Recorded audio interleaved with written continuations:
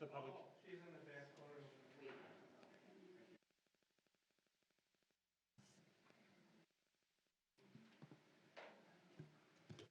Okay, are we all, is everybody else set to start? We're running a little late here. Okay, this is the Common Council meeting to be held on Tuesday, November 16th, 2021 at 7 p.m. The meeting is called to order. Would you please call the roll? Alderperson Collins. Present. Alderperson Bailey. Present. Alderperson Kastner. Present. Alderperson Akers. Present. Alderperson Sarian. Present. We have a meeting. Item B is opening prayer. I think the chaplain's here this evening. Okay, we'll move along to item C. It's the Pledge of Allegiance. Would you please join me and remove your hats while we say the Pledge of Allegiance? I pledge allegiance to the flag of the United States of America and to the republic for which it stands, one nation, under God, indivisible, with liberty and justice for all. Okay, item D, I'd entertain a motion to approve the November 2nd, 2021 Common Council minutes. I'll make that motion. By Alderperson Bailey, second by Alderperson Collins, all in favor? Aye. Aye. Aye. Opposed, motion carries unanimously. Mayor's report, I don't really have one right now. Aldermanic reports, are there any? Alderperson Collins first and Alderperson Bailey. Okay, there's a lot with the Park and Rec. There. First, I wanted to bring up, I was at a couple events, and it's always nice to hear this when you get compliments with employees. And I was, Can you stop for 1 second? sure, not working? It says it's recording, but it says it's, Oh, no. That's not so on. We're just having some problems with our time lapse says that it's not recording, so. Oh, great. All right, I'm sorry, go ahead. That's all right. I just wanted to say that I got unsolicited compliments from several people at the older adult luncheon that I attended about Morgan. She's one of the newer one of the newer supervisors that we have for the older adults, and she's doing a knock-up job. And then also I was at another event, a retired state rep was complimenting Scott, and I also got compliments on how nice the parks were looking, so for Kent, and I made sure they found out about that. But it's always nice to hear things like that, and very grateful to those people. I also wanted to bring up, we have some fun events coming up in Greenfield. Some of you may have seen that we have the holiday tree lighting coming, and that's going to be Saturday, December 4th at Conkle Park by the ice rink. Also, we're going to start with Letters to Santa, which is November 23rd through the 14th. You can have the letters written here. You can come to City Hall starting on November 23rd. They're going to have a table set up in a mailbox, a red mailbox you can put them in. Or else you can attend the Breakfast with Santa if you're already signed up. Unfortunately, it's already filled up. Or else you can also do it online, the letters, and Santa will review them. He will be checking daily through our website at www.greenfieldparks.com. And also I wanted to make an announcement that we're going to have a holiday makers market, and that is going to be Sunday, December 12th from 11 to 3. It's going to be in the community center, and they have 36 vendors that are going to be there.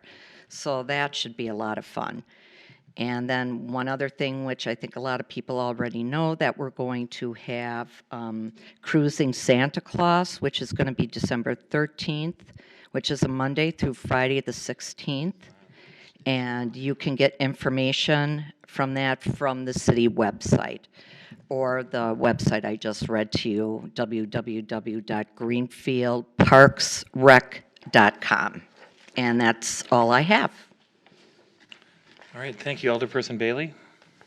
Thank you, Mayor Knightsky. I just had a tree commission meeting last week, I Those know are- you're interested in, Those are riveting. those can't are. wait to hear about it was over 2 hours long, a little bit long, but we did get a lot accomplished.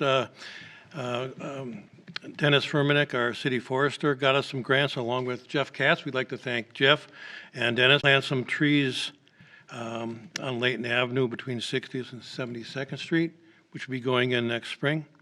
Another grant, which is a matching grant, the city is gonna have to pick up 17,000, and DNR grant, we're 50/50 matching grant to plant some trees to replace emerald ash borer trees. We're talking at least 25 to 30 trees for that grant. Also included in that grant is some chainsaw safety training for the DPW staff. Around City Hall, 54 trees were planted. We removed, DPW and a contractor removed, DPW removed 40 trees. A contractor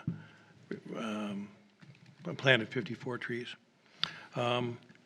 We're looking to plant some trees in the new construction area on Layton Avenue from 27th to Loomis. The county does not furnish or is concerned about trees. So the city will have to plan and plant some trees, probably in the median, because county plows actually drive too fast and they damage our trees. If they're on the sides of the trees, they knock off the bark because they go too fast. Are we gonna do that maybe on Arbor Day, or is something So when it else? comes, the plan, I think, for Layton Avenue, east of Loomis with the new Layton Avenue is just to wait and see what it looks like. Trees, unless they have a lot of space between the curb and them, tend to get destroyed. So Right. we don't know, right? Right. Putting them in the terrace is usually a really bad idea. So they're looking at Busy streets, planting them in the median. right? And that's all I got. Thank you. Okay, thanks. Any other announcements or reports from anybody? Okay. Citizen commentary, is there anyone that's registered to speak? Okay. Nothing? Okay. So we're going to move along to the public hearing portion of the common council meeting. If you're here to speak for or against or informational purposes concerning any of the public hearings tonight, there are some sheets up here, these colored sheets. If you want to speak or voice your opinion, you need to fill those out. Public hearings are like hearings, so they're kind of evidentiary. You have to testify as to what your opinion is, and you have to provide your name and address and contact information. So the first public hearing is a public hearing on a special use permit for Dickey's Barbecue Pit, a proposed restaurant to be located at 5003 South 76th Street, submitted by Lakia Jackson, doing business as 5 Star Goals, Inc. This would be to approve a resolution for the special use permit, as well as approve the site plan review for Dickey's itself within the center. Andrew? Yep, thanks, Mr. Mayor. So the Dickey's Barbecue is proposing to lease nearly 2,000 square feet of tenant space within the multi-tenant commercial building, the new building at 76th and Holmes. This would be the last of the 4 tenants available in the building.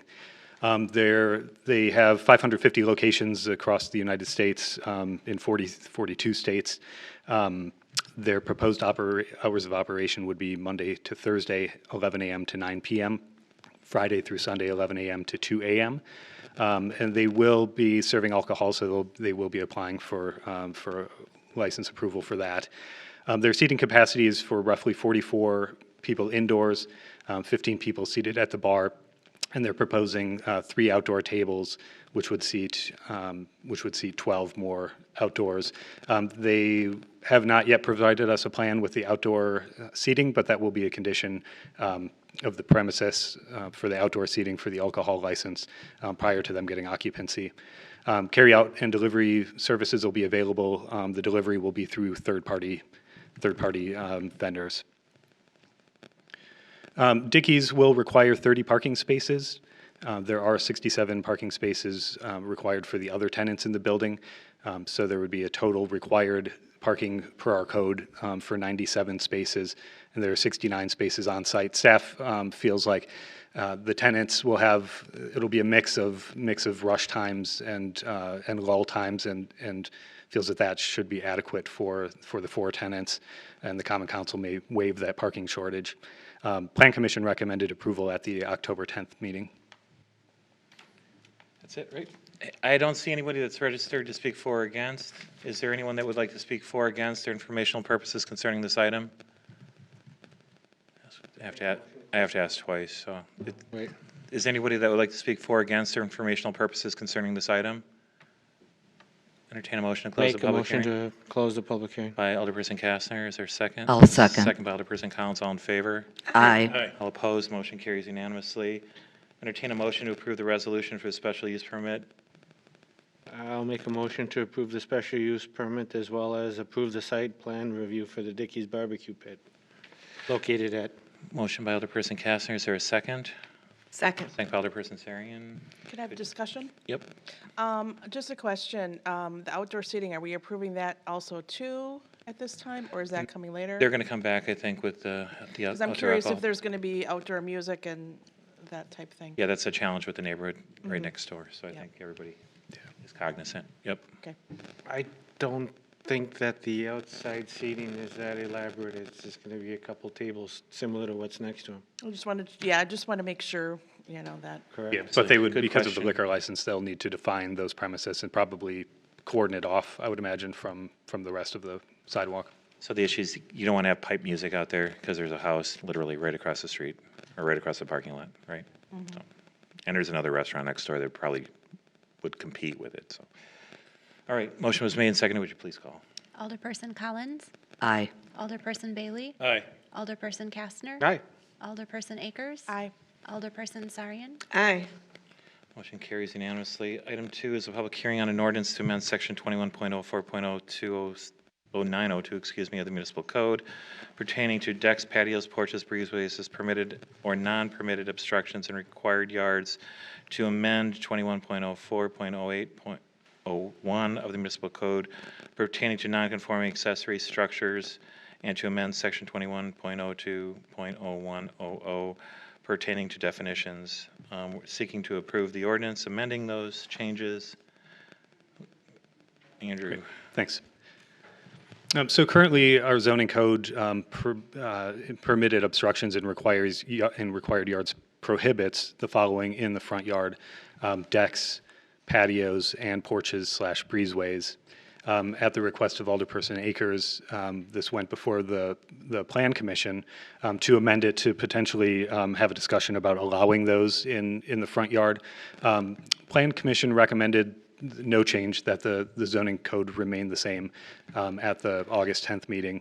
At the council meeting on the 17th of August, Common Council recommended that this go to Legislative Committee for considering language to draft an ordinance.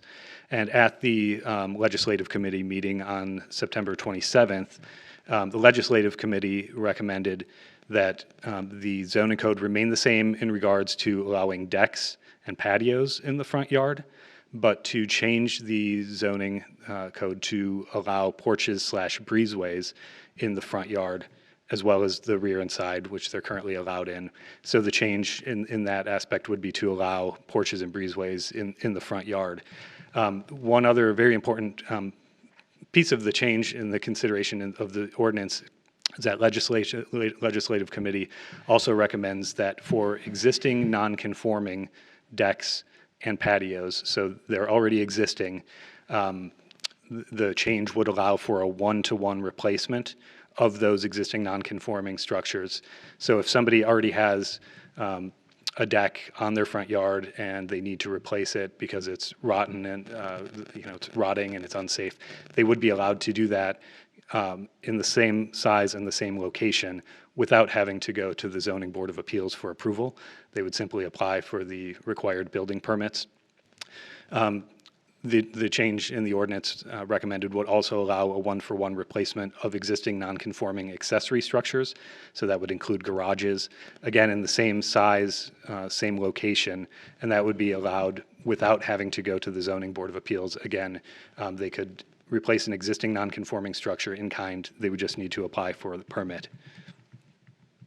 With regards to the definitions that would be added to the zoning code, breezeway would be defined as a roofed structure, a roofed outdoor passage connecting two buildings, such as a house and a garage, or halves of a building. A deck would be a structure attached to any dwelling unit that is designed and intended for the support of persons, made of wood or a composite wood material or vinyl-like material, has no permanent roof, and the wording on this letter D is slightly different than what the ordinance that came with the packet.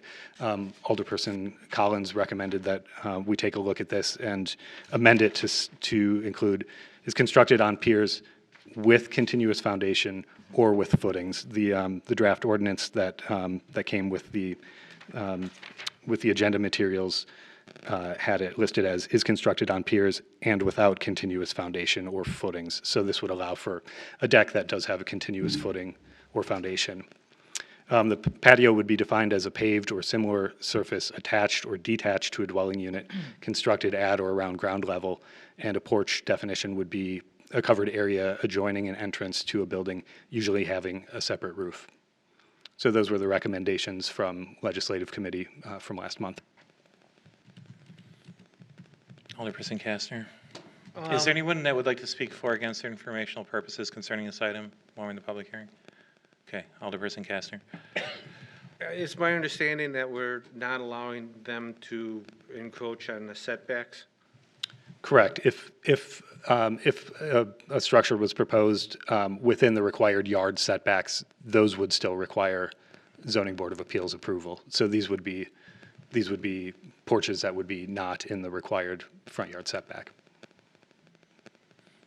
And if my neighbor down the way has a little patio in his front yard, that would be allowed as it sits now?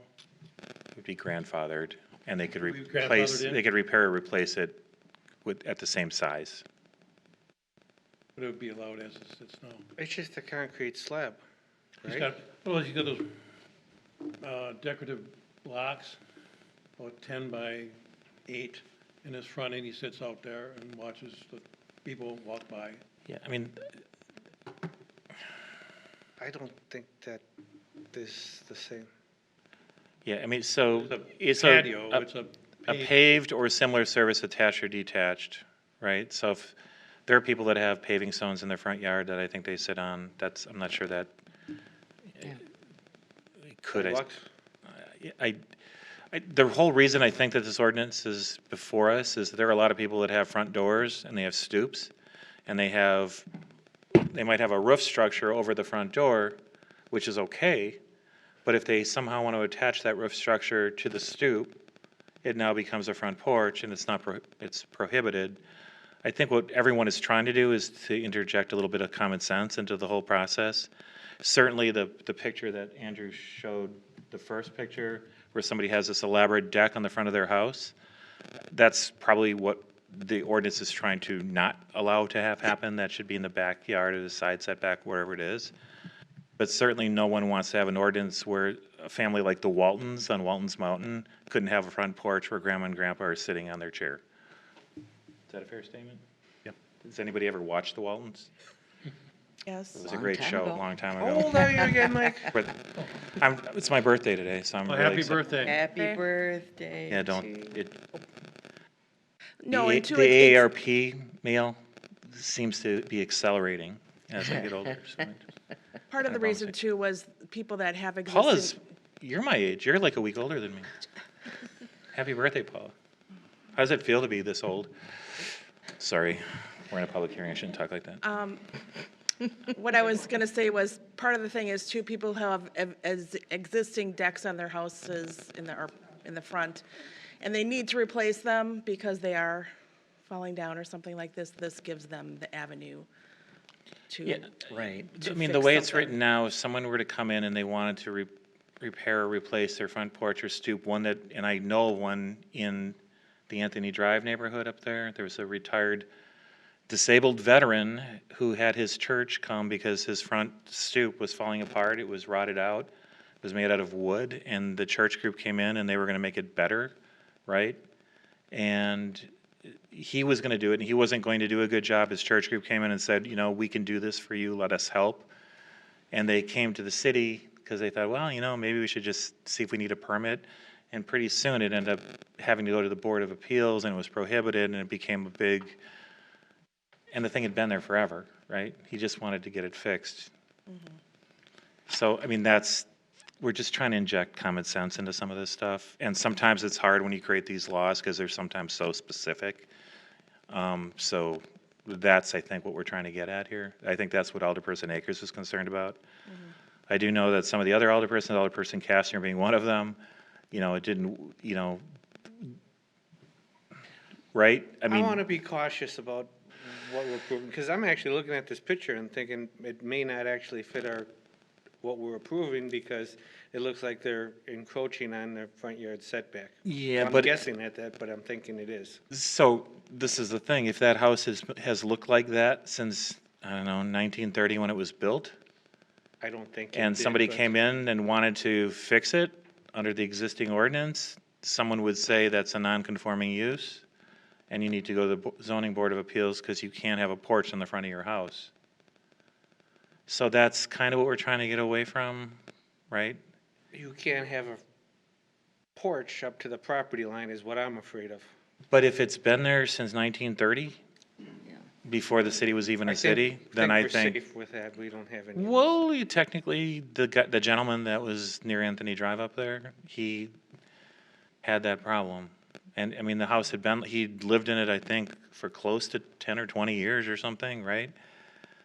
And he just wanted, and it had been like that forever, and now they needed to get it fixed, and it turned into this, because if you go to the zoning board of appeals, you have to pay something too, don't you? Yes. It's a $300 application. So you gotta pay $300, and I'd rather have people pay $300 in lumber to fix something than to, I want them to be although our able to budget approve. could use the cash, but that's not the point, right? The point is to make sure it looks good and to, right? Want them to improve the city and make it look nicer. We want, our goal is, my only goal is to make the city a better place, as corny as that sounds, and you all know that, right? So I'd rather have the money and reinvest it in the Closing the property. public hearing? I don't know, does anybody else like to speak for or against for informational purposes concerning this item? Would anybody like to speak for or against for informational purposes concerning this item? Then I think we, Motion to close public hearing? motion by Alderperson Kastner to close the public hearing. Is there a second? Second. Second by Alderperson Akers. All in favor? Aye. All opposed? Motion carries. Make a motion to approve the ordinance as amended? Second. Okay, Wait. motion's been made and seconded. Just one quick question. So the part pertaining to non-conforming accessory structures, that one was new to me because I thought we were only talking about the front porches. This Because is we like a recently had a situation where someone had an old garage and was told by potentially one of the inspectors that, yeah, you can take your old garage down after you get a demolition permit, and your new garage can be this size. And then it turned out that some people thought that a zoning board of appeal requirement would be necessary for that as well. So I'm not sure where the non-conforming accessory structure part came in, if that relates, it's supposed to relate to decks and porches, or if it's relating to things like gazebos and garages and play sets and. Those could be replaced one for one Right. Yeah. without having to go to zoning board of appeals. I'm just, If they want to make it larger, they have to go to the zoning. Right. okay, just, Or it's small, yeah. Yeah. If it changes size anyway, larger or smaller, I doubt they would make a garage Yeah. smaller, but, just saying. so that's only if it- they're, so yeah. let's just pretend hypothetically, because I don't want to deal with this in the future. Someone has a 600 square foot garage, the code says they can have an 800 square foot garage. They take down the 600 square foot garage. Do they have to go to the zoning board of appeals to put up an 800 square foot garage? If it's within the required setbacks. And we figured out what the setbacks are now? I believe the city attorney had All right. opined that it's Because that was another issue Two- that we sort of ran 2 into. feet. I think each one is different. All right. So the motion was made and seconded. Would you please call? Mr. Mayor, Yeah, just to thoughts as I kind of listen to what's going on, and sometimes things don't strike you until you're listening. One is I might recommend to change the definition of patio. I'm having a little bit of a struggle trying to figure out the difference between a patio as a paved or similar surface attached to a dwelling unit and a driveway, which is probably also a paved or similar surface attached to a dwelling unit. Maybe add language, a paved or similar surface attached or detached to a dwelling unit not intended for vehicle parking, to make it different than a driveway. Do we want to make, I'm okay with making that amendment to the motion. I am. Okay. That was where I was going with everything. The sidewalk walking up, going up to the front door is the same thing. I mean, Yeah. I've sat on my sidewalk outside of my front porch more than once, just because the sun was there, but Yeah, I mean, the irony too is if you pave a patio, it doesn't require a permit. If you put a deck in, a wooden patio, Well, it does the require, structure no, so could you collapse could, and- I mean, there are people that pave their entire front yards. It looks really bad, and I wouldn't encourage anybody to do that, but, so, yeah, I not think good for you're right about that, stormwater right? stuff, but yeah. Right. The motion, maker of the motion, the seconder would concur that the appropriate language to clarify that concern It's be not for included in the vehicles, ultimate yes. ordinance. Yes. Okay, motion was made. Something else I thought too. Anything else? Yeah, the only other thought was, I'm not sure, and this is kind of your point, Mayor, with the kind of the addition of the rebuilding of the structures kind of being added at legislative, I'm not sure that Planning Commission really addressed that issue. So we might want to split the question and then send that portion back to Plan Commission for them to weigh in if we're going to dot i's and cross t's appropriately. Yeah, I don't know how that second part got in there. I didn't. I didn't either. Christie told me about it. That would make sense. Would the council Yes. concur? Okay. I do. Okay, the motion's been made and seconded. There are a couple amendments as suggested by the city attorney, one relating to the language of the patio, and the other relating to splitting the question with non-conforming structures that are removed and to be rebuilt, I guess, that going to planning commission.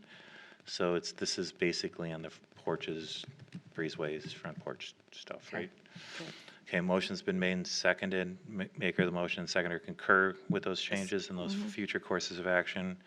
Would you please call? Alderperson Collins. Aye. Alderperson Bailey. No. Alderperson Kastner. Aye? Alderperson Akers. Aye.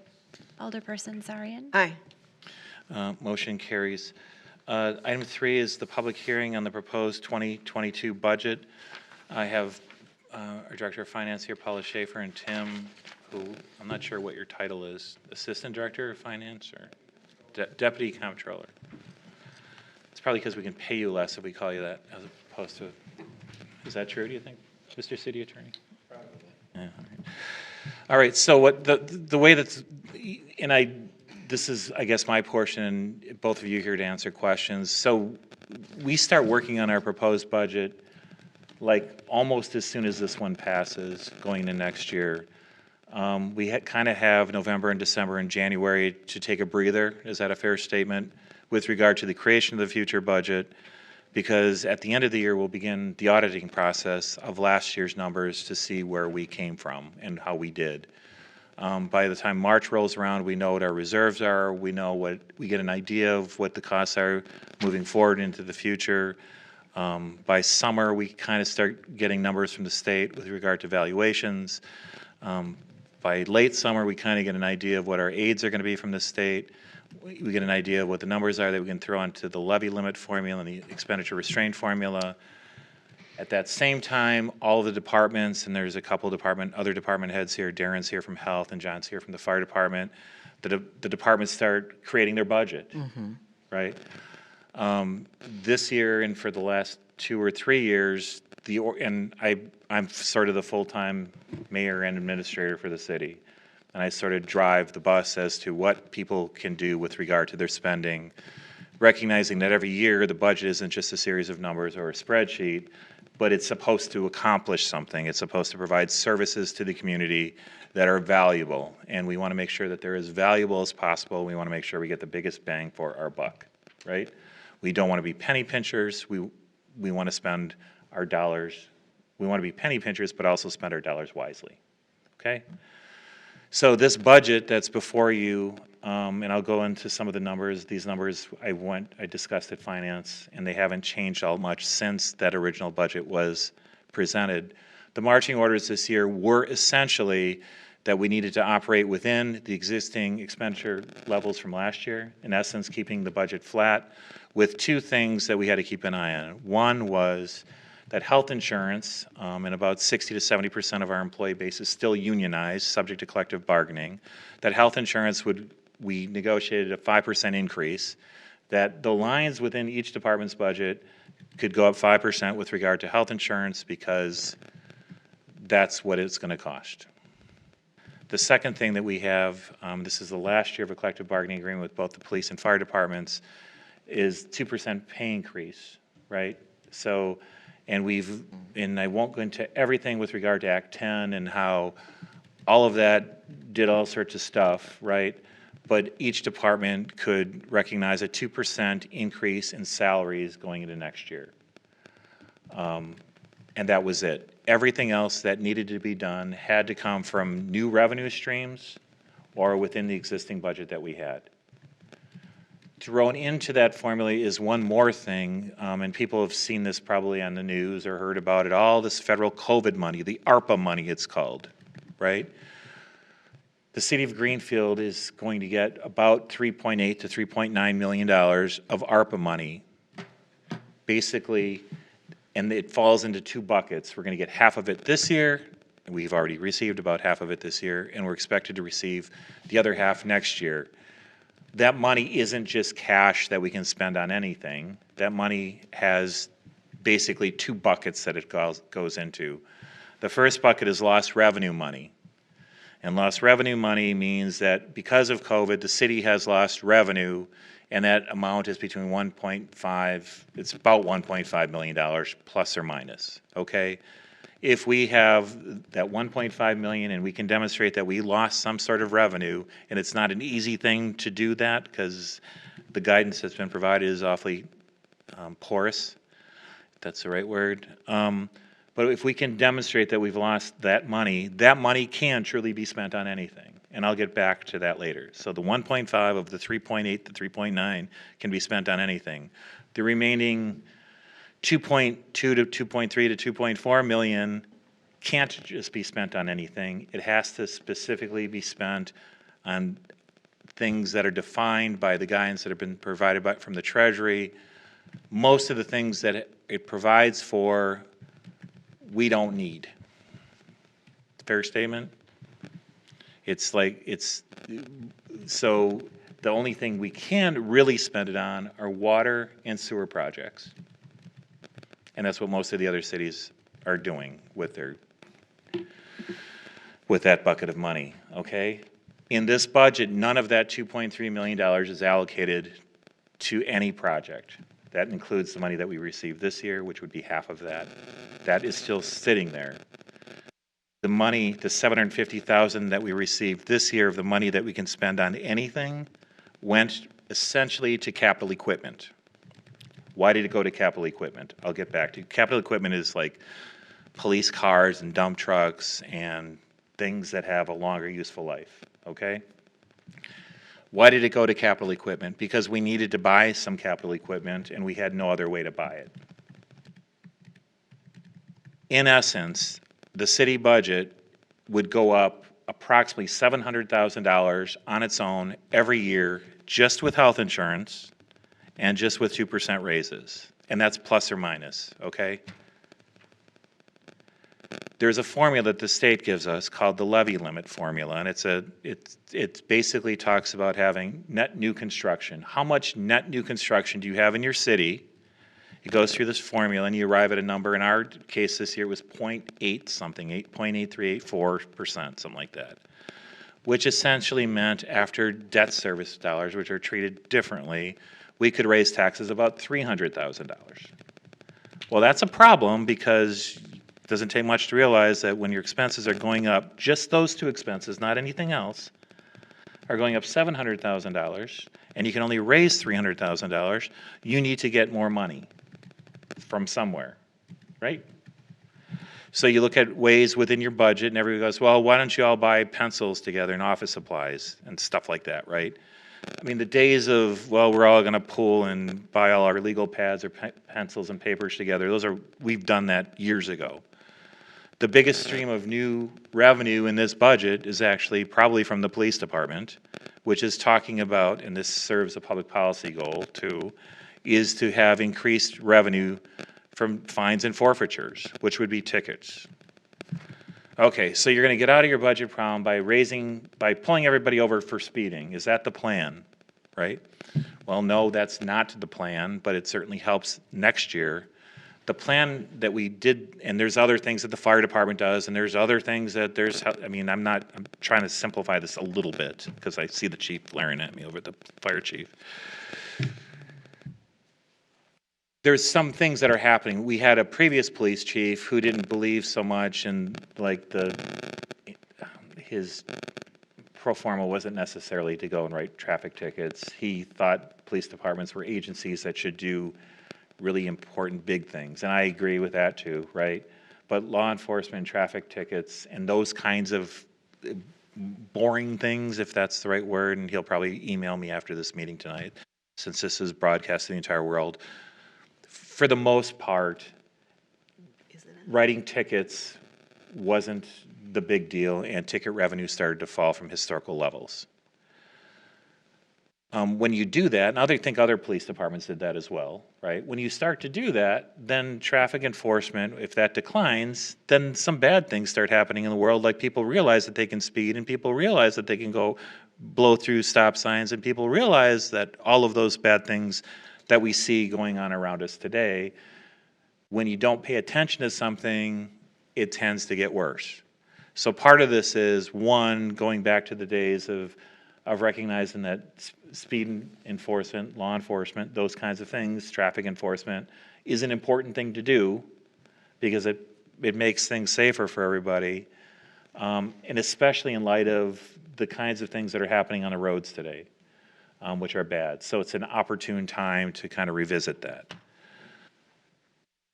So in essence, this budget was put together essentially flat, right, with health insurance and the 2% raises, and we're going into a collective bargaining year for both police and fire next year.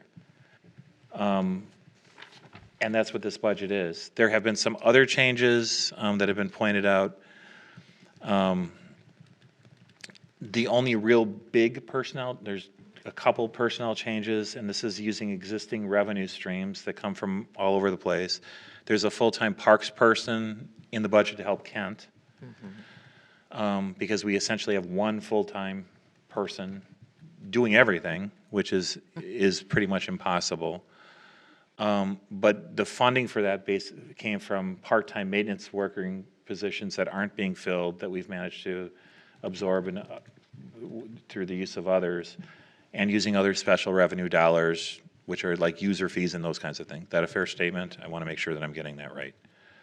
So that was one big one. And then over in Public Works, instead of having as many senior operators, we're going to have they're not junior operators, but they're operator positions. So we've eliminated a senior operator position and started more workers and less chiefs, I guess, is how to look at that. So what does all of this stuff mean? And I'll just kind of go through some of these numbers. And I went through this at the Finance Committee, and nothing's significantly changed that I can tell since then. Salary increases are projected to be 2%. 2%. I don't know if you all notice what's happening to salaries out there. I mean, the $8 cart pushers are now $11 and $12 or $15. So, but the same is, I think, likely going to happen in the future with every position. Inflation is real. It's real. But we're contemplating a 2% salary increase next year, health insurance of 5% increase. the levy limit increase per the formula was $315,697. So that's how much we can raise taxes as an entire city. So the law isn't that, well, you can't raise my taxes more than whatever. It's the total amount of taxes that the city collects spread across everything, which is about $3.3 billion, $3.4 billion, I think, is what the city's worth. On that valuation, we can raise taxes $315,000. Is that fair, right? It go like this if I'm saying something wrong, okay? So what's also interesting is that there's another program with a formula from the state called the Expenditure Restraint Program. Not all cities can be part of it, but we are part of it, which says that using their formula that we should be able to raise our expenditures by $1,141,550. So this formula thinks that things in our city should go. Yeah, I know that'll be a meme probably. Lucky it's your birthday. They think, that formula thinks that our expenditures should reasonably raise about $1.1 million next year. 700,000 is what health insurance and raises are. The funny thing about this formula is that we can't raise enough revenue to comply or to meet what they think our expenditures should be. So we aren't raising our revenue to that extent. So the tax rate, which is the taxable value, is essentially raising 2 cents per 1,000. And I don't know what that is on a $200,000 home, but it's less than $5, I think, isn't it? Is it on there? The other sheet he gave you. Did you put that in there? Oh, it's 3 cents, which is less than $7 in taxes on a $200,000 house. Thank you. That wasn't. I'll look at this one.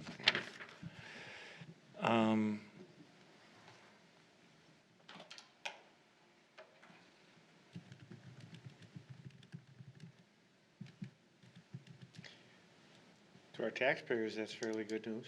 I think it's great news. So, I mean, it's essentially a flat budget, and the city's portion of your tax bill is being raised by $7. Just remember, our tax bill is 35%, so when you get your tax bill in the mail, it's for everybody. We act as the conduit for the school district, which is usually about 35% as well. And then Milwaukee County is usually 20 to 25% of the tax bill. And then MMSD is 5 to 6 to 7%, something like that. MATC doesn't really take anything anymore because of the legislature funds more of that now. So we're about, this $7 is about 30, on a $200,000 house is about $7 of an increase. And how much is the school? Hmm? How much is the school? 35. 35? Percent. Well, We don't know so, Right, so right. remember that we have 3 school districts in the city. All right. So Whitnall and Greenfield have all sorts of, they're subject to all sorts of funding formulas as well. Correct. Some may get more state aid than, Greenfield I think gets more state aid than Whitnall, but I'm not sure. It used to be that way for sure, I don't know. So they're probably 35, 40%. I mean, historically, property taxes were designed to pay for 2 things, local government and local schools. And somewhere along the line, it got stretched to MATC, which has now been reduced, but MMSD, the sewage district, and Milwaukee County. So everything that, and I think you guys all know this because we've been doing this for quite a long time, some longer than others. But, I mean, almost everything that you expect from government, we do. Whether if you're getting robbed or somebody broke into your car or something bad happened, we provide the police department and law enforcement to handle that situation. I think you all know, and I know, that we have probably the best trained and a very highly qualified police department. When you watch things on TV and you see law enforcement sometimes treating other people not so good or some elsewhere, I've watched the body cam of interactions that we have with people, and we have an extremely polished, educated, well-trained, community-focused police department and the officers that we hire. When it comes to other things that we provide, we have, you guys have a heart attack, you fall and break your hip, you can't get up, and that sounds like me pretty soon Yeah, in my I was gonna say, life. hold I on, know, I gotta get one of those things. We have one of the best trained, best cultured fire departments, I think, in Milwaukee County and maybe in the state of Wisconsin. We recognize that fire departments are changing. 85% of the business that a fire department does is related to emergency medical services. Is that fair? 80, something like that, 83%. Almost all of our firefighters are now paramedics. In the old days, it was maybe a quarter of them were, right? We staff our fire department to take care of the kind of calls that we're going to receive. Some other cities, if they're short on people for a day, they'll take a med unit out of service, so their fire trucks are ready to be ready for that big fire that's going to happen. We don't do that. We have an amazingly well-trained fire department. Very proud of what they do. Comes to elections, you guys hear stuff on the news constantly about elections, right? They're fraudulent, they're this, somebody cheated, all this stuff is happening, right? You hear this constantly. So Jennifer, who's sitting next to me, is the person that handles our elections and handles the elections for the city. She coordinates upwards of 100 or more people that are essentially, they get paid something, but are essentially volunteers that she has got to train to make sure that they do it right, because you can be certain that someone is watching. The last few elections that we've had, the sheer number of open records requests we've had from organizations all over the country, it's truly astounding that there are so many people. Well, it is what it is. Each election, here's another thing in the budget. Next year, it's a midterm, right? It's about $40,000, $50,000, $60,000 in dollars that we'll have to spend for the election, and that's got to come out of the $700,000 somewhere, right? That's actually over and above, which means that we'll have to delay the hiring of somebody to make sure that we have the $40,000 or $50,000 to pay for the election. When it comes to the presidential elections, which will be in 2024, I mean, that's usually upwards of $100,000 for those elections, and they continually get more expensive. So we do that too. Health issues, the last couple of years have been a little bit different, is an understatement, I think, with COVID and everything. Darren back there, our health director, has taken a leadership role in Milwaukee County, and almost statewide in some situations, right, with regard to reporting objective information so that people can make decisions in a world where every question has two diametrically opposed answers, depending on who you talk to. It's not been easy to navigate that, but our health department deserves a tremendous amount of credit. Our Parks and Rec department serves 20 to 25,000 registrations a year. If you think about that, it's amazing. The tax dollar amounts that go towards Park and Rec and the programming and all the stuff that they do, most of it is based on user fees or beer sales or donations, or as I like to refer to it as dumpster diving. I mean, we look for money everywhere that we possibly can, and I think the money that we spend on those things is extremely well spent. Finance department, those two folks right there, and they have a small staff. They're the ones that are responsible for over $30 million of our budget every year, right? And with regard to probably about another 70 million that flows through our office that has to go somewhere else. I'm very proud of the folks, and I know you folks are too, of the folks in the finance department and the job that they do to make sure that every dollar and every penny is accounted for.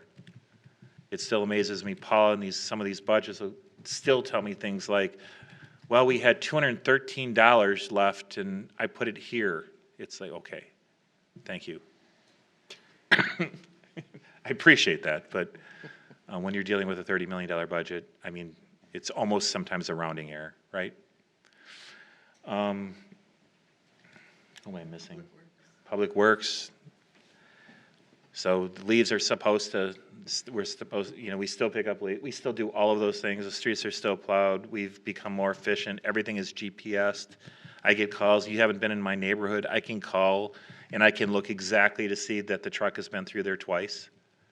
I can actually, I think we can figure out how much snow was falling between the trucks making passes through the neighborhoods. Each snow event, I don't know if you guys are aware of this, is between $30,000 and $50,000. So every time it snows, it's like a lot. They do a spectacular job with less. Jeff over there, who's sitting in with the black shirt, our Director of Neighborhood Services, who's responsible for economic development and public works and inspections and engineering and all those things. Jeff has brought probably close to $1 million in grants in when it comes to Honey Creek and it comes to the power line. Actually, it's more than that with the power line trail. We still manage to, we get our money's worth. Same with Andrew, right? And Christie in economic development. We currently have about $100 million of stuff slated to go in the ground, which is a good thing. So, do any of you have any questions? I've been rambling about the budget. No, you've been rambling. I have been rambling. This is an opportunity, though, to explain exactly what we do. I mean, if you watch the news, you kind of wonder, right, sometimes? It just depends who's telling it on the news. It just depends who's talking on the news library? as to what you're going to hear. So, The news isn't reliable. It just depends who No. you listen to. I mean, it's not that it's fake news, right? It's just not real news. It's not, you know what I mean? It's like, it really costs money to do things, and there really are budgets, and while the federal budget, you know, they're talking about trillions and billions, right? We do everything for about $30 million every year for the 20th largest city in the state. And we do it extremely well, and our budget has to be balanced.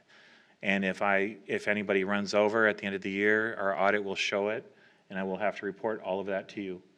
And I will have to explain to you why we were $213 short. So I'm a strong believer in government at the local level. I think I just wish the dollars, all these dollars that are floating around out there, would kind of make it to us, because we could probably use it and spend it a lot better than some of the other people that I hear about. So that's it. That's the public hearing. Does anybody want to speak, ask questions about the budget? Sorry, I've been rambling. Anyone want to speak for or against for informational purposes about the budget? Mr. Sherbarth, have you noticed that did you notice that the concrete is fixed on the west entrance? The last time you graced our city hall, former Alderperson Sherbarth, you mentioned that the concrete was uneven on the west side of the building. Did you notice that it's been repaired? The mayor how bad concrete was unsafe, and he replaced the whole thing. I commend him on that. Is the microphone on over And there? did you know that we did that without hiring a contractor, that our own talented Public Works Department did that? Oh, they're very And good. we probably saved $10,000 or $20,000 by doing it ourselves? Did Yeah. you know that? They're very good at concrete work, and I'd like to commend the council on what they've been doing, because it's making people come to Greenfield. I don't know if you're aware, but we were one of 4 communities in Milwaukee County that had population growth, and not just a little. We went from, we're up to 38,000. 37,802. 37,803. We grew 1,020 people in 10 years. Most of the municipalities went downhill. So it shows that people are coming to Greenfield because of what the council's doing and what is happening in Greenfield. I'd also like to commend our engineer, Mr. Katz, although I've never met him. There he is. He's right there. Yeah, he's there. Give him a whole bunch of attaboys. I understand he was very instrumental in securing the funding for the paving of the pathway that's going to end up on 60th next year. Going to go to 43rd now. Yeah. He got more money to go from 43rd to 60th now. We got all the way to 43rd? Yeah. Oh, give him some more. Yeah, Some we're more not going to pay him rewards. anymore. We're going to pay him More 2% cigars, more. Mayor. That's it. I have a question. I don't mean to stump the city attorney, but we are a third-class city. West Dallas is a second-class city. You read in the paper, I'm sure everybody read, where they bumped their fines for traffic and that from a couple $100 now. They're asking thousands for violations of their traffic. Are we allowed to do that in a third-class city? Yes, in short, we can.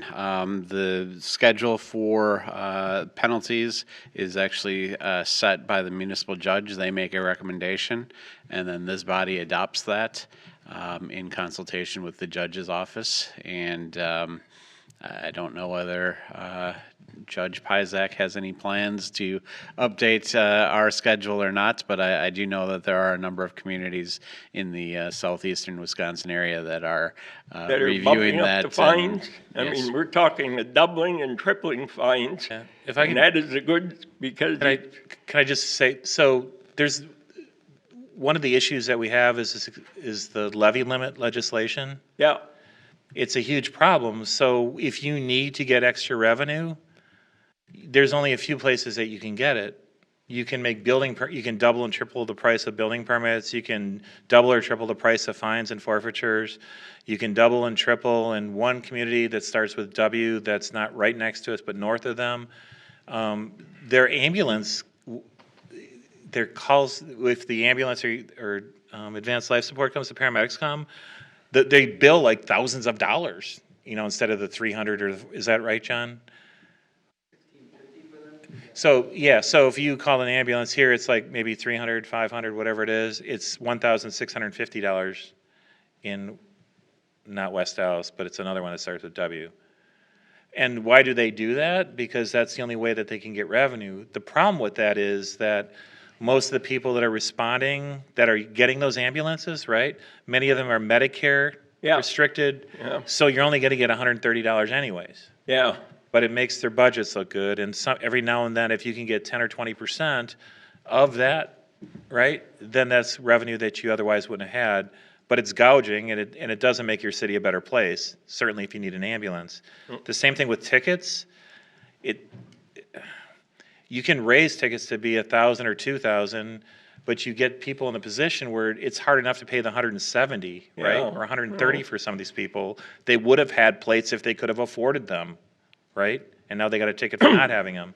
So I'm not sure that raising that helps. Well, I don't know what. Short-sighted. But they seem to think it's going to help in West Dallas. The other thing I wanted to question about is the safety on Cold Spring. That is a city fire lane, and more than a couple times a month, the big hook and ladder comes blaring down Cold Spring, and to go to some fire or call down in the east end, and we don't have sufficient lighting there. We're missing 13 lights that were on the Webco poles.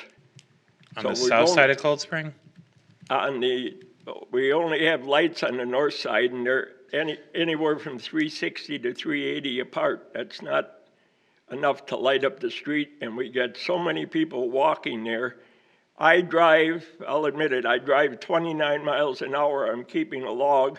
I was passed today by a guy, must have passed me on the right again, going 40. I managed to catch up to him to get his license plate. I'm accumulating a list of these crazy hot rod drivers. They're going to kill somebody. The women that don't have cars are walking up to Maple Grove to pick up their kids and walking back down down Cold Spring, and it's just a matter of time before somebody's going to get hit. So the other thing I wanted to bring up, we don't have to spend a lot of money sometimes to do good for a number of people. Cold Spring Gardens, it starts on 60th and goes to 68th, and it's from Cold Spring all the way toward Forest Home. There's approximately 1,600 people living in that subdivision who would love to go and walk to the high school. Whoops, I broke it. And So we do participate in have an sports. ordinance, just so you know, that if you break the microphone, it's $1,500. No, there's 1,600 people living in Cold Spring Gardens. And these people now have to take their life in the hand to walk out in the street to get to our wonderful Conkle Park that the council has done an excellent job. All we need over there is 156 feet of sidewalk to pick up at the gas station and go to 61st. If we give that to a contractor, we don't have to bid it. We're talking probably $6,000.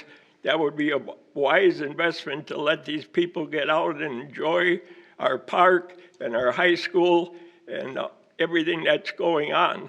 I know it's not part of the, what do they call it, pathways to schools, because they're going to extend the sidewalk on the other side, but these people deserve to get out of their subdivision and, you know, and head over there.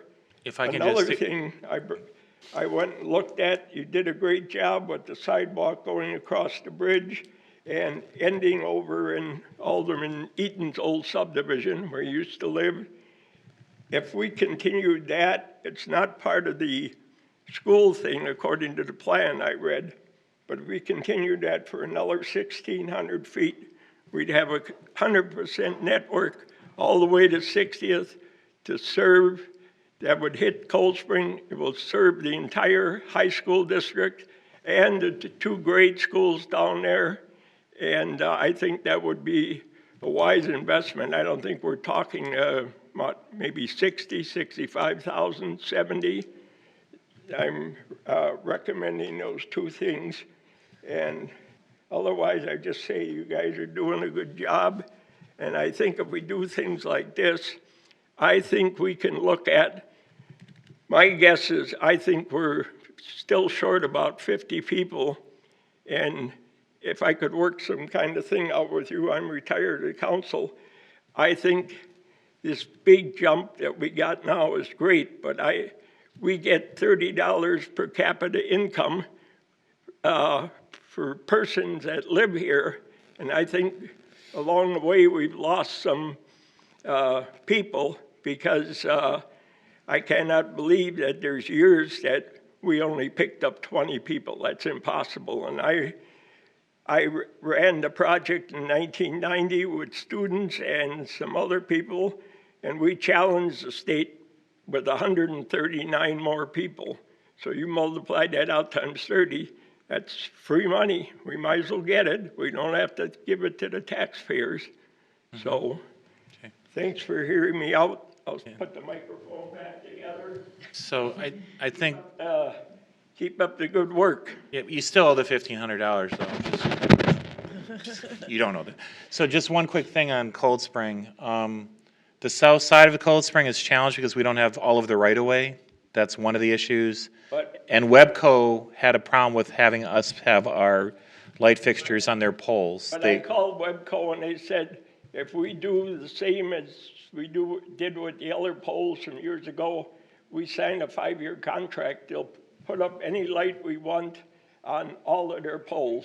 If we sign a contract with them, I think it'll probably be that long.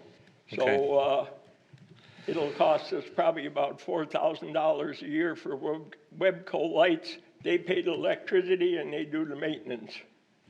Yeah, so they have two things. They have their two fees, right? But we need the lights Okay. there badly. Okay. Jeff, who is our top-notch engineer, will look My at... first year as alderman, during the day, Alderman and I Olson and I were traveling up to City Hall, and we had to stop on the way up because a lady in broad daylight, our fire truck was going west on Cold Spring, rammed into the fire truck with the siren going. So, I mean, this is 25 years ago, and people drive crazier now. They do, indeed. So, Ole and I went out there and directed traffic till the cops got there. Awesome. 'Cause at that time, we had our police power, so. Awesome. You guys want police powers?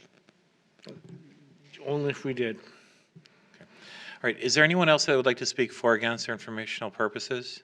Thank you very much, Mr. Sherbach. It's always great to see you. Keep up the good work, Mayor. I'm not doing anything. It's them. They do. These guys are awesome. What about us gals?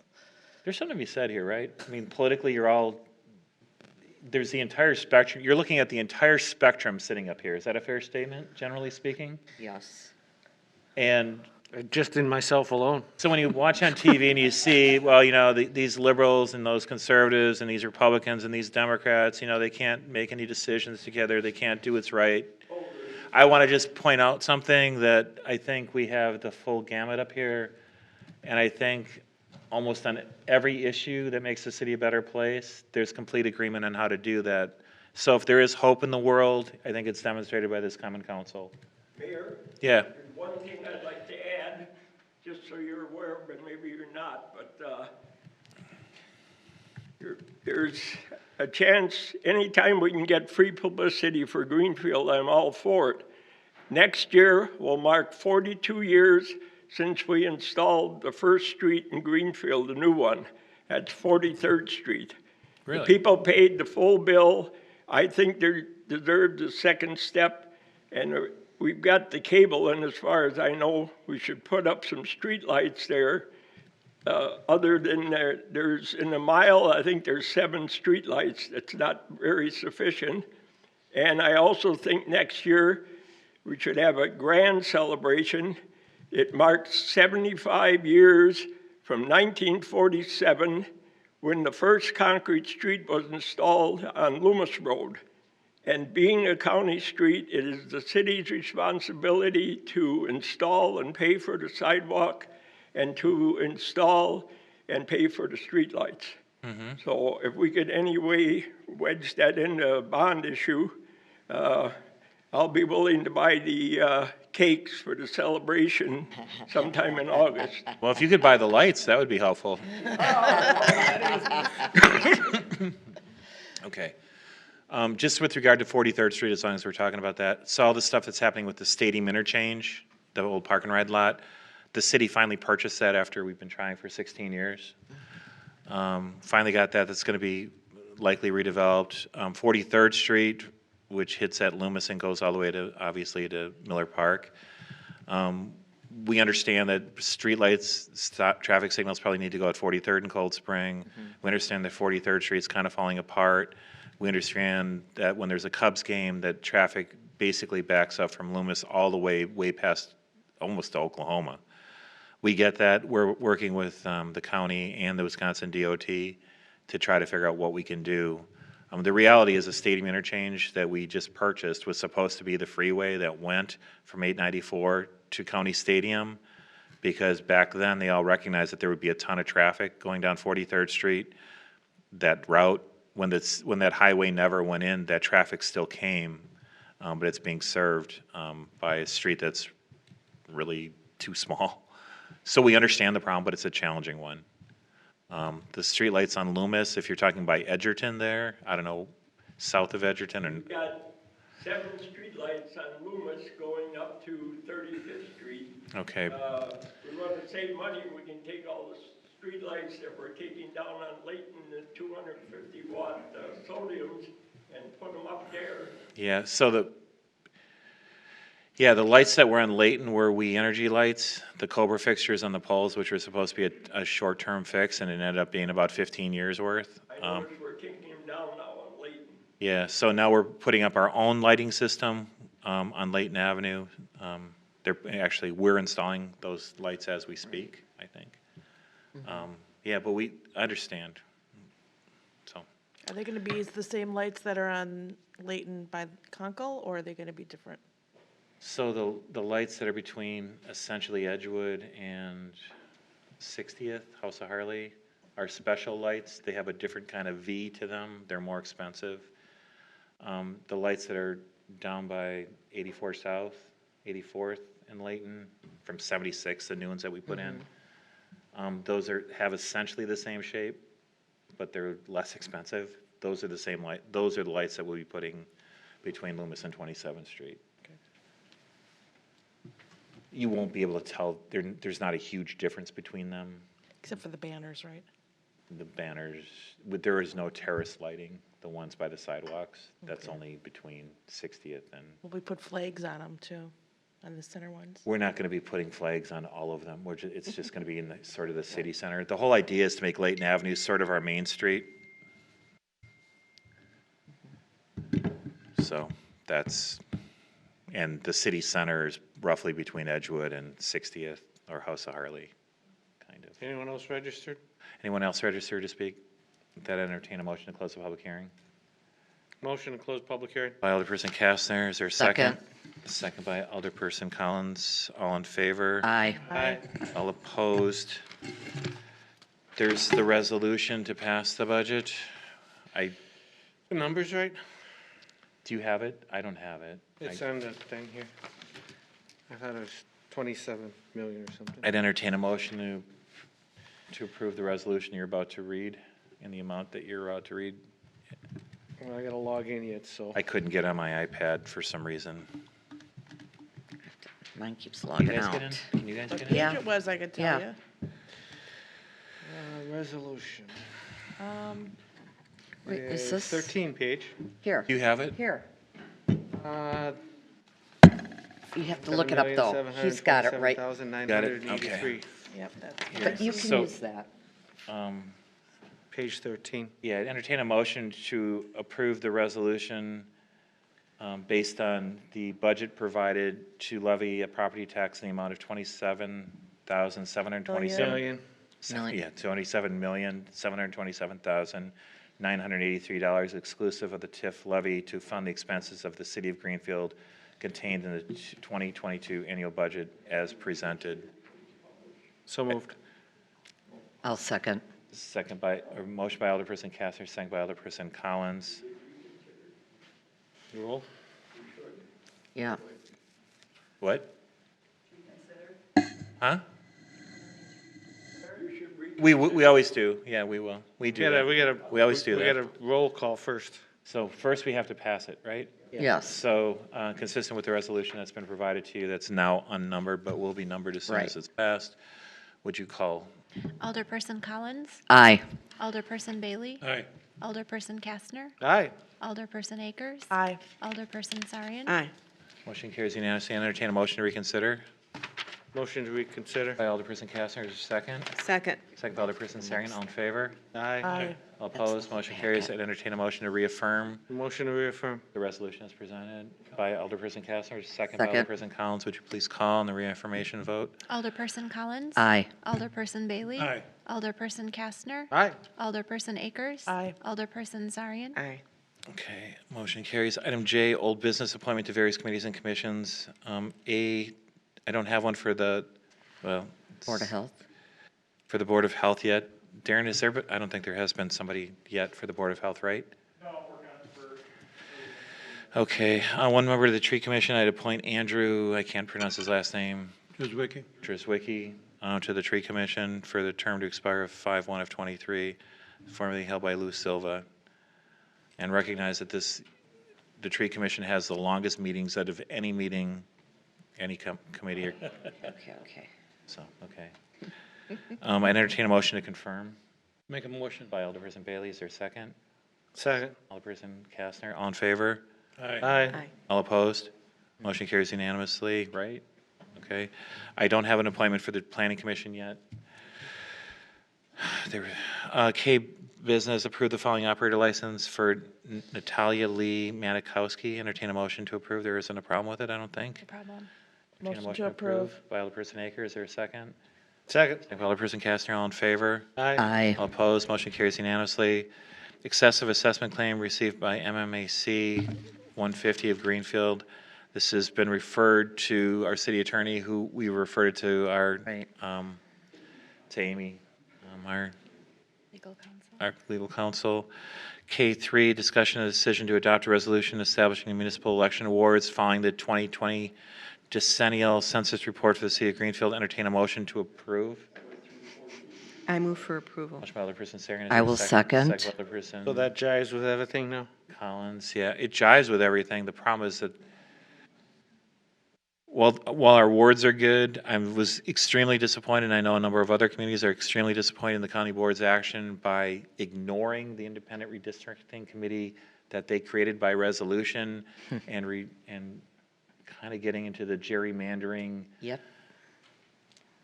I don't even want to get into it. Yeah. But this is good for us. So, motion was made and seconded. Would you please call? Alderperson Collins. Aye. Alderperson Bailey. Aye. Alderperson Kastner. Aye. Alderperson Akers. Aye. Alderperson Zarian. Aye.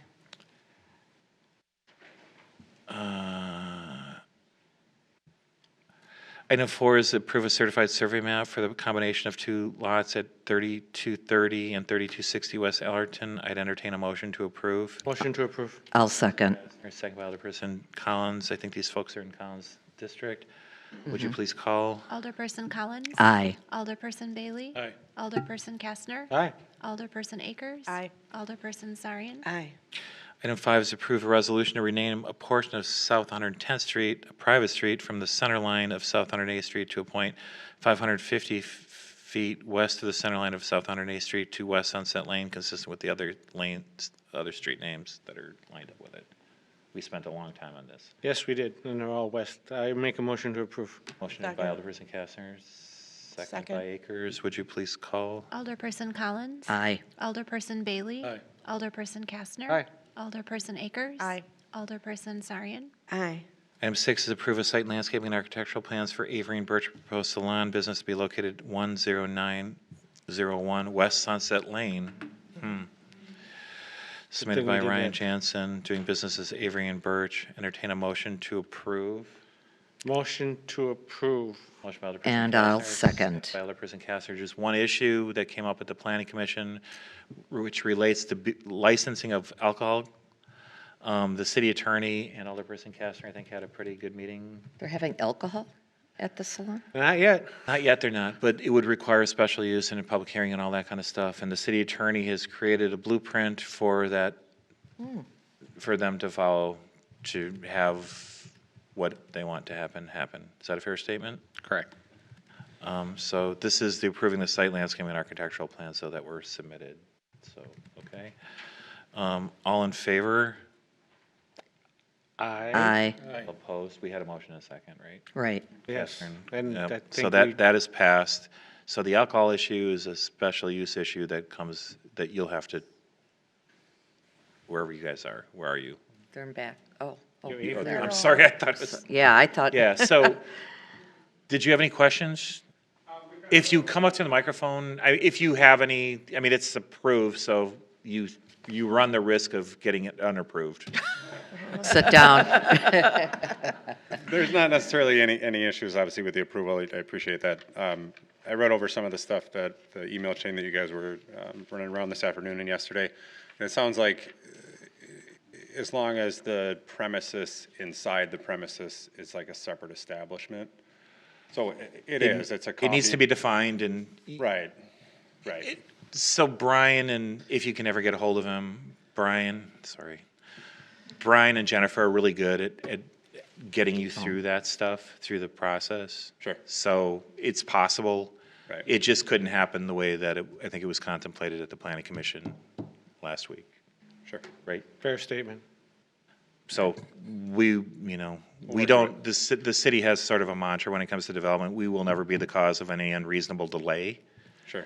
So as soon as, the quicker that you get the process going with Andrew and Christie, I think is where you start. Yeah. But Brian and Jennifer are also there to help you, guide you through that process. We got some time. And we're very excited that you're going to do that Cool. on the brand new, newly renamed Sunset Lane. It's a lot better than 110th Street. You gotta admit, it'll look better on a card, won't it? Yeah, it has a much better ring to it then. Doesn't it? Yeah. And you can see the sunset through the power lines. All right, very good. Item 7, approve a site plan amendment. Oh, all in favor? Aye. Aye. Aye. All opposed, motion carries. Item 7, approve a site plan amendment for Great Life Greenfield. This is essentially adding 1 unit. I'd entertain a motion to approve the amendment. I'll make a motion. Motion by Alderperson Collins. Is there a second? Second. Second by Alderperson Kastner. I think we have to call this one. Alderperson Collins. Aye. Alderperson Bailey. Aye. Alderperson Kastner. Aye. Alderperson Akers. Aye. Alderperson Sarian. Aye. Item 8 is discussion decision to approve fund transfers between engineering division capital. Did I do it? Yeah, right. Improvement accounts. We do this when we're reconciling project accounts and Motion to budgets. approve. Motion Accept. Second. by Alderperson Kastner, second by Alderperson Akers. Would you please call? Alderperson Collins. Aye. Alderperson Bailey. Aye. Alderperson Kastner. Aye. Alderperson Akers. Aye. Alderperson Sarian. Aye. All right, so item 8 or 9 is Fine, yeah. adopting an ordinance establishing the 2020 service charges for the collection of garbage, refuse, yard waste, and the recycling services. Entertain a motion to approve. We do this every year with regard to. I'll make a motion to approve. And I will second. Motion by Alderperson Bailey, second by Alderperson Collins. Would you please call? Alderperson Collins. Aye. Alderperson Bailey. Aye. Alderperson Kastner. Aye. Alderperson Akers. Aye. Alderperson Sarian. Aye.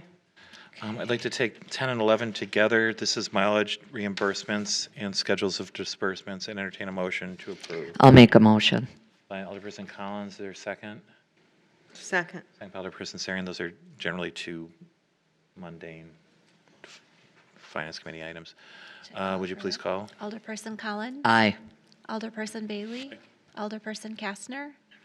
Aye. Alderperson Akers. Aye. Alderperson Close to $1 Sarian. million. Aye. Motion carries unanimously. Item 12, we have the fire chief here this evening. He had just a few brief comments, I think, right? Discussion decision for an ordinance amending sections of the Chapter 6 and 18 of the municipal code as it relates to fire inspections and prevention. Chief's here. Thank Want to go you. quickly through it? Yeah, very quickly. Thank you to City Attorney for helping us with this. There are no technical changes per se. What we need to do is update the code for referenced materials. For example, the Department of Commerce became Department of Safety and Professional Standards, and then reference codes within our codes. What this does is it paves the way for us to delegate our authority. Right now, the state has some delays, and if we get this approved, which this will pave the way to do, it will delegate our authority so the state doesn't have to approve our plans, but we can pick a private entity to do that for us, Which we do. which we have. So it's important paperwork that needs to be done that Okay. makes things go much more smoothly. Happy birthday. Thank you, man. I'd entertain a motion. I'll make a motion to approve. Alderperson Collins, there a second? Second. Second by Alderperson Akers. Would you please call? Alderperson Collins. Aye. Alderperson Bailey. Aye. Alderperson Kastner. Alderperson Akers. Aye. Alderperson Sarian. Aye. Motion carries unanimously. Okay. There's only one item left. It's a closed session item. Items for future agenda, when we come out, we'll probably, I'm not sure what's going on with the recording right now. When we come out, we'll probably come out pretty quickly. I don't really have any future items that I can think of, at least at this point. Except have a wonderful Thanksgiving, right? Everyone needs to have a wonderful Thanksgiving. Holy cow, that's coming up already. Next That's week. next know. week, right? Deer hunting is this weekend. Can you believe it? I remember when I was a kid, man, there was like snow on the ground thank you guys. Hush. There was like snow on the ground Hush. by Thanksgiving. Yes. Deer hunting and stuff. Yeah, I got some pictures. What, deer hunting? No, snow. No, Hush. snow, further. All right, remember North the you go. $30,000 to $50,000 every time? No, I know. Yeah. No snow. All right, so there won't be anything coming out if anybody's on the edge of their seats waiting for that. So, item 13, common council to go into closed session. Okay. Pursuant, wait, I should first ask, is Ryan here? Is anybody, are you guys with Ryan? You guys are just kind of hanging? What are you here for? Is it exciting? Really? Cool. You gotta sing happy birthday. You wanna make a before motion? Oh, leave. you want to sing happy birthday for us? No, Yeah. don't do that. Don't do that. So did you learn it? Are you here to learn something or what are you here for? Yeah. Seriously, just to watch? Just to see what we're doing. Ah, Awesome. that really is. It's awesome. We have some committees that, have openings. Hint, hint, nudge, nudge. We There's always some have- committee openings. if you Okay. So, yeah, we're all pretty approachable, so if you ever have questions, just try to, we usually just answer questions if we can. Ryan, you're, okay. All right, so calling the closed session pursuant to Wisconsin statutes 19.85, parent 1, parent B and F, considering licensure, social or personal history or medical information for purposes of issuing a 2021, 2022 operator license to Ryan Michael Katsung, that's you? I'd entertain a motion to go into closed session. I'll make a motion. second. Collins, second by Akers. Would you call? Alderperson Collins? Oh, aye. Alderperson Bailey? Aye. Alderperson